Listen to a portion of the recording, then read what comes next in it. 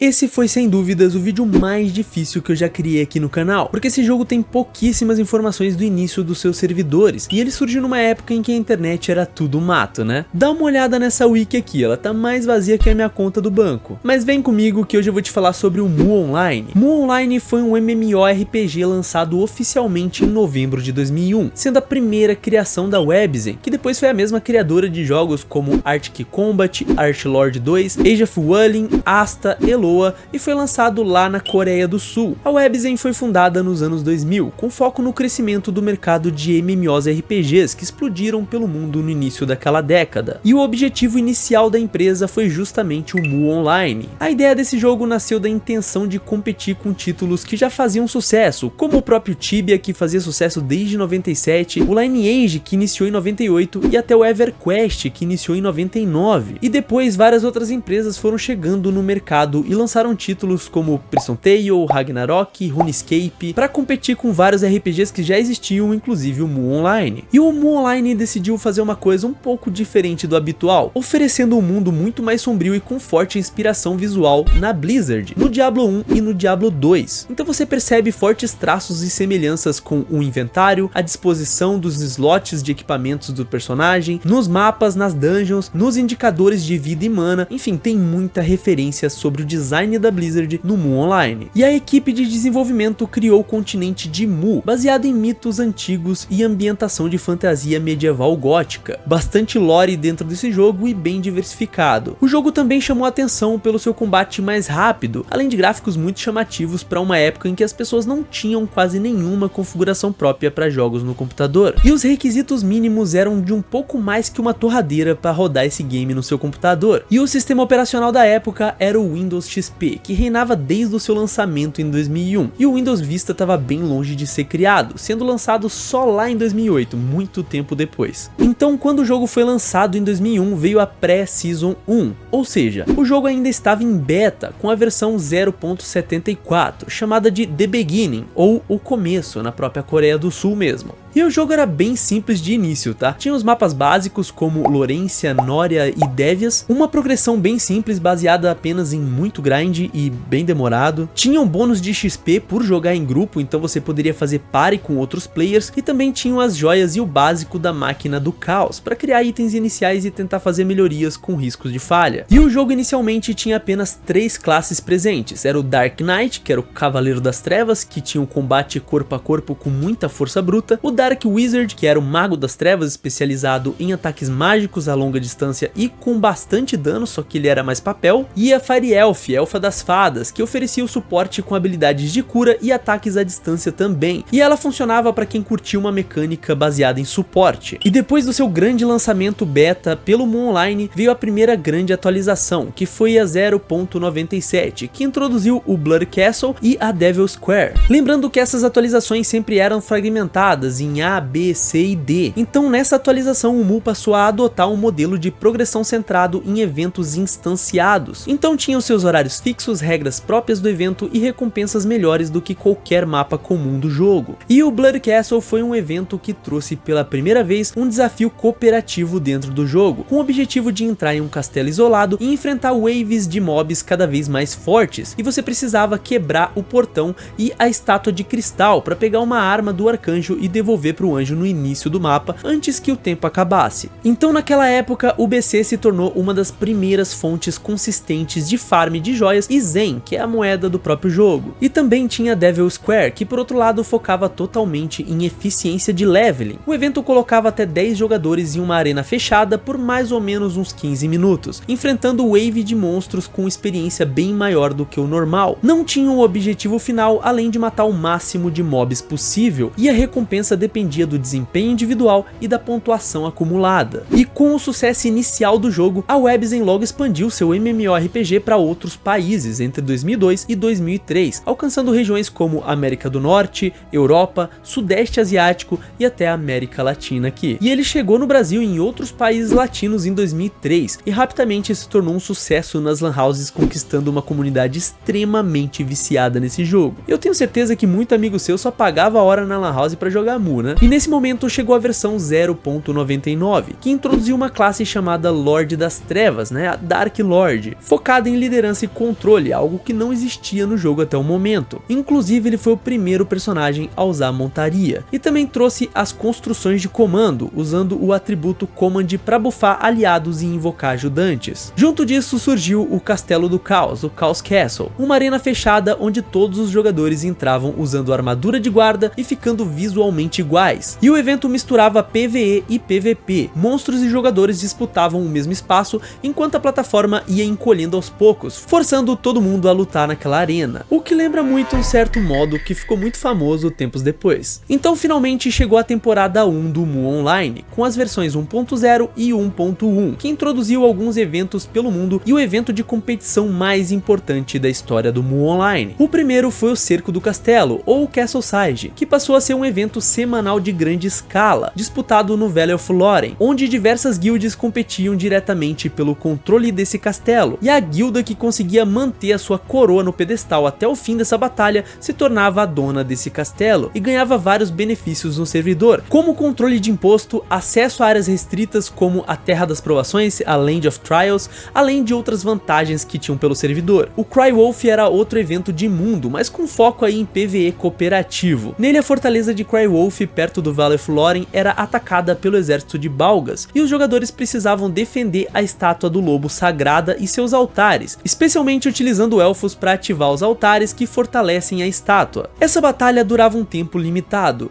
e a vitória concedia prêmios, experiência extra e itens raros pelo desempenho de todos os envolvidos na defesa. E a Terra das Provações, a Land of Trials, era um mapa especial bloqueado até que uma guilda conquistasse o Cerco do Castelo. Quando desbloqueado pela guilda vencedora, a área servia como um local de treino e farm mais seguro que os outros, com drops melhores e progresso melhorado também. Então o jogo nessa época finalmente tinha saído do beta e já era considerado uma versão completa do Mu Online. Mas antes de continuar esse vídeo, para você que tá gastando 100, 200, 300 reais por mês em assinatura de streaming e jogos para PC, aqui na descrição e no comentário fixado tem jogos originais direto da Steam: Cyberpunk, God of War, The Last of Us, Resident Evil, GTA V por preços absurdamente baixos, cara. Também tem assinaturas como o HBO Max, Paramount, Disney Plus, Amazon, Netflix, YouTube Premium e muito mais. Você compra o acesso a uma conta compartilhada de maneira 100% legítima, não tem golpe e a entrega é imediata após a compra. E caso você perda o acesso antes do prazo, você recebe outra conta. Esse sou eu fazendo uma compra da Netflix pela loja Sapphire Store, e a entrega foi 100%. E quando eu coloquei os dados na TV até fiquei com medo, mas uou, funcionou direitinho. Vale muito a pena, cara. Link na descrição do vídeo e no comentário fixado também. Mas voltando pro vídeo, chegou a Season 2 do Mu Online, e o jogo adicionou a área de Kanturo, um lugar no formato de raid PvE em etapas, onde os jogadores enfrentavam primeiro Maia e depois o Nightmare. E ao concluir Kanturo, os jogadores ganhavam acesso à Torre da Refinaria, onde tinha Elpis, o NPC responsável por refinar Gemstone e Jewel of Harmony, que adicionava as opções amarelas nos itens, que davam bônus específicos como aumento de defesa, dano crítico, dano excelente, eficiência em shield defense ou redução de dano, tornando o upgrade de itens muito mais complexo do que apenas subir nível com Blaze Soul. Então chegou a Season 3 no Mu Online e foram introduzidas as terceiras classes, desbloqueadas por meio de uma quest bem demorada que passava pelo Barracks e pelo Refuge, além do sistema de Master Level, com árvore de talentos e habilidades avançadas. E nesse momento também chegou a classe chamada Summoner, trazendo um novo estilo de jogo baseado em magias de controle e buffs. Essa temporada foi marcante porque estabeleceu o endgame do Mu Online, onde as builds passaram a depender de escolhas estratégicas na árvore de Master Skills e não apenas de level e equipamentos. E também trouxe o Illusion Temple, um evento de 5x5 que misturava PVP e objetivos, que reforçou o jogo em equipe e a competição. Então na Season 4 do Mu Online, o jogo expandiu profundamente o sistema de equipamentos e o conteúdo endgame do jogo. Endgame do jogo.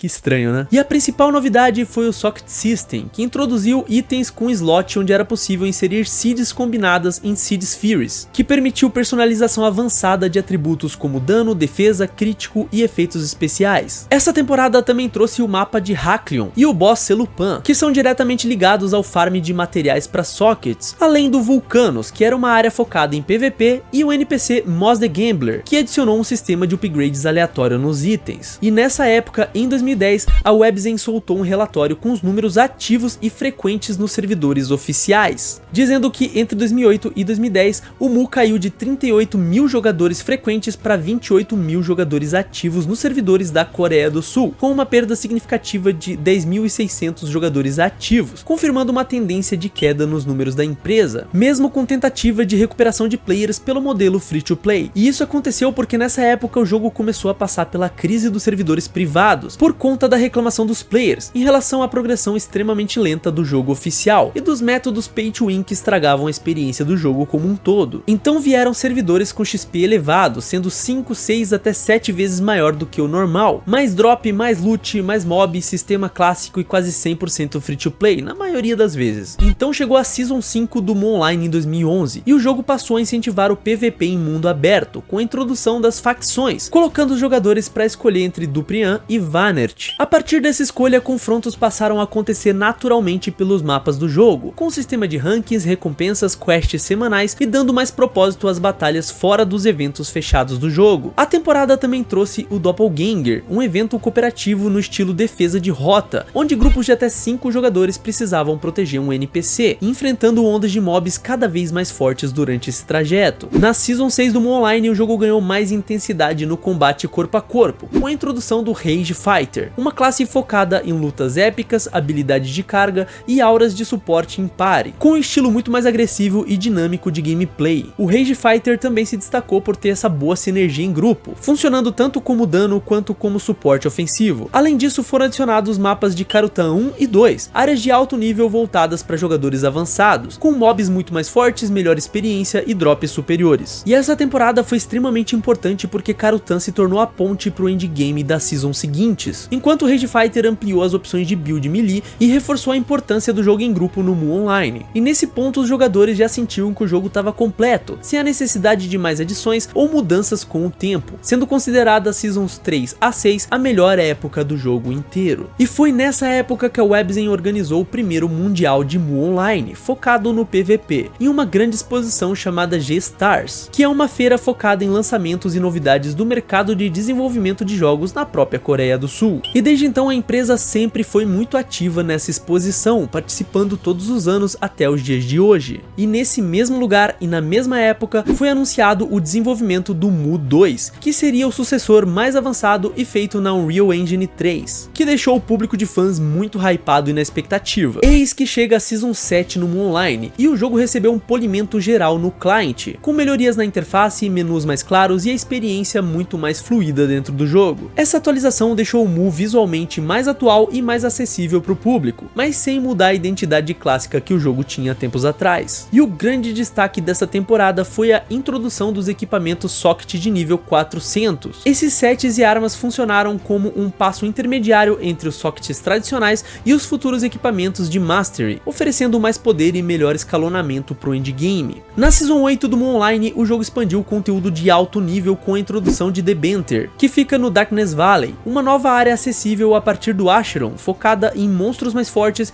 e nos primeiros sistemas ligados a dano elemental. Junto disso, chegaram melhorias na qualidade de vida, como sistemas de mineração e ajustes gerais, além do aumento do nível máximo para 730, estendendo a progressão dos personagens. Essa temporada foi importante porque The Banter se tornou uma peça-chave para a transição do conteúdo mais avançado do jogo, especialmente para quem já utilizava o Pentagram e builds voltadas a dano elemental. Então na Season 9 do Mu Online, o jogo recebeu melhorias importantes tanto em conteúdo quanto em apresentação. Foi adicionado o mapa de Uruk Mountain, um território de alto nível que introduziu o boss Lord Sylvester, focado em drops avançados ligados ao Pentagram e Sockets. Esse mapa trouxe rotas mais complexas e portais estratégicos, exigindo conhecimento da área e jogar em grupo também. Além disso, a Season 9 melhorou a interface do usuário de novo, adicionou finalmente o suporte a widescreen, ampliando o campo de visão nas batalhas, e trouxe a evolução no sistema de Moon, tornando os companheiros mais relevantes no jogo. Esse momento é importante porque deixou o Mu mais atual visualmente e consolidou um novo loop de boss e loot para jogadores mais experientes no endgame. Então chegou a Season 10 no Mu Online, também conhecida como a Season X, e o jogo ampliou ainda mais a variedade de classes e desafios com a chegada do Growlancer, uma classe feminina focada no combate corpo a corpo, usando uma lança numa mão e o escudo na outra. E a Growlancer se destacou pela versatilidade, podendo atacar tanto o dano físico físico quanto dano elemental, além de oferecer uma ótima resistência, o que tornou uma opção muito sólida pro PvE e também pro PvP. E essa temporada também introduziu o Tournament Square, um evento de sobrevivência cronometrado onde o desempenho da party e a qualidade do equipamento faziam grande diferença, além de expandir o conteúdo na região de Nars. E também foi lançado o Mu Origin em 2016 para smartphones Android e também para iOS. Eis que chega a Season 11 no Mu Online. E o jogo avançou ainda mais o endgame com a introdução do mapa Féria, voltado para personagens com nível maior que 400, trazendo monstros mais fortes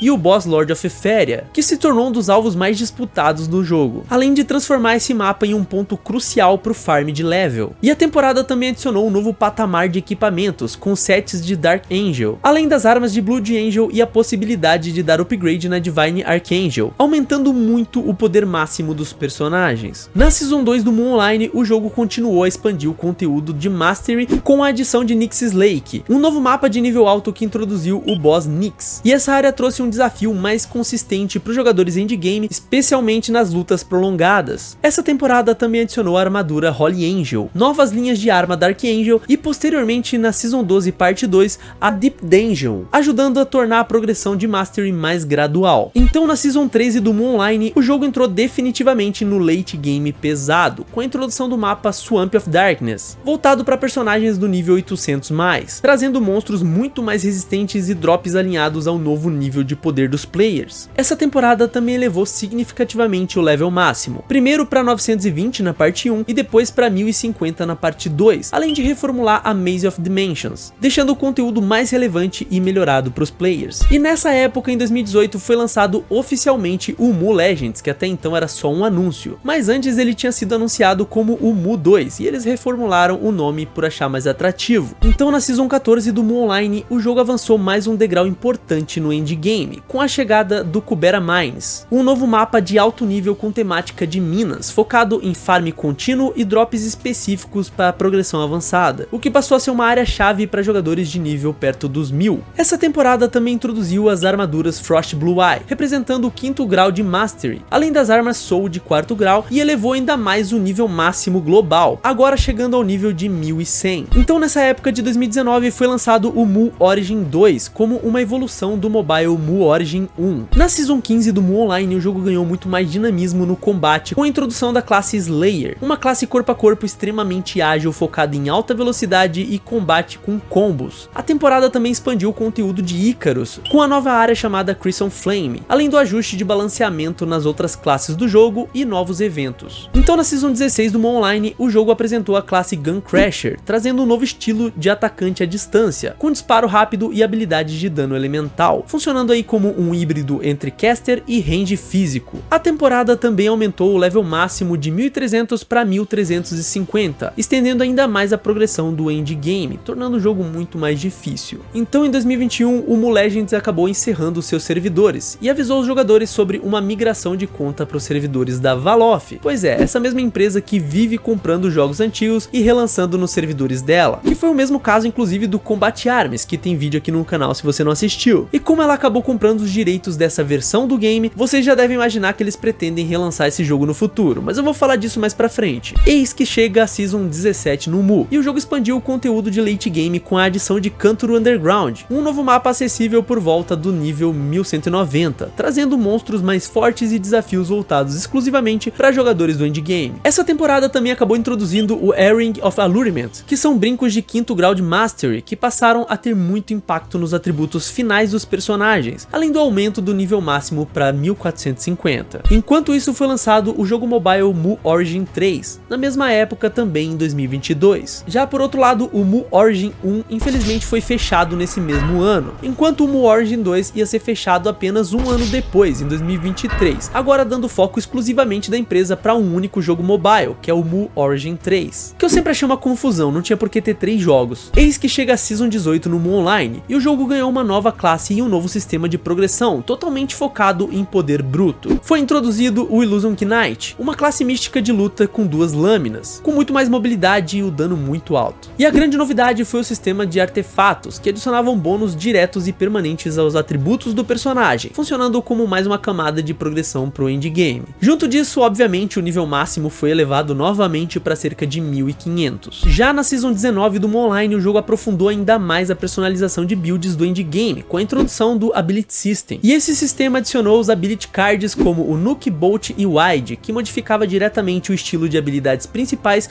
e concediam atributos extras ao dano e à defesa. E isso acabou melhorando a forma de como os personagens escalavam pro late game. Nessa temporada também trouxeram a Ilha da Tormenta, a Torment Island, e depois na parte 2 da Season 19 trouxeram a Distorted Karutan, um mapa voltado para caça elemental mais avançada e acessível apenas para jogadores de nível muito alto. Então na Season 20 do Mu Online, a presente atual, o jogo entrou na chamada Era Lendária, aumentando agora drasticamente o teto de poder e a complexidade do endgame, que já era bem complexo até então. O principal destaque foi o Kardamahal Underground Temple, que é um novo mapa de caça elemental para os jogadores em torno aí de 1500, onde o Mu Helper Plus para escolher rotas de atributos se tornou a parte essencial de progressão eficiente no jogo. E essa temporada também introduziu os itens Legendary no Temple Guard, um novo nível de equipamentos criados a partir dos itens Mastery mais 15, de 10º grau, combinado com certos materiais específicos, como o da Kardamahal, HUD, Gewas e Zen, oferecendo chance base de 100% para o primeiro estágio lendário. Já na parte 2 da Season 20 veio o Hannibal of Run Wizard, ou o Honey Mage, com melhorias no ritmo das habilidades, sinergia direta com o Ability System e novas linhas de opções de armas e escudos exclusivos, tornando a classe mais competitiva e moderna. Já na parte 3 da Season 20 chegaram as Elite Zones, versões mais eficientes dos mapas com recompensas melhores, além do 7º Guardian, Taurus, incluindo uma nova variante rara, expandindo ainda mais o sistema de Companions. Então, apesar do momento atual em que muitos servers estão na Season 20, muitos Private Servers já estão mais avançados, como na Season 21 do Mu Online, onde o jogo privado expandiu o endgame com a introdução da classe Crusader, um combatente pesado que usa o martelo e escudo, focado em dano de luz, defesa muito grande e auras de suporte para jogar em party, o que faz da classe Crusader um ótimo frontline enquanto buffa o DPS do grupo. E essa temporada também adicionou o Akilas Temple, um novo mapa de alto nível pensado na continuidade natural do Kardamahal e outras áreas naturais da Season 20, além de ampliar os caminhos de evolução dos equipamentos Legendary. E eu não tinha falado que o Mu Legends acabou fechando? Então em 2024 o Mu Legends foi relançado em uma página da Steam, em parceria com a Valve, com o nome Mu Legends Evo, agora sendo administrado pela própria Valve, sem previsões de lançamento jogável na Steam. Então a gente tem apenas a página do jogo para deixar em wishlist, inclusive deixa meu jogo também. Mas o jogo já tá jogável e disponível para download nos servidores da própria Valve, desde o dia 29 de setembro de 2024. E ano passado, em 2025, a Webzen anunciou na BGS, aqui em São Paulo, no Brasil mesmo, seus planos de desenvolver uma versão do Mu Online para Web3, com sistema baseado em blockchain. Eles inclusive deixaram os fãs visitarem o stand do jogo e jogarem uma versão demo de como seria essa nova versão do Mu Online. E no evento eles avisaram que pretendem lançar no primeiro trimestre de 2026 em parceria com a Maxion, e eles acreditam que o público brasileiro vai ser um ótimo start para tentar o novo jogo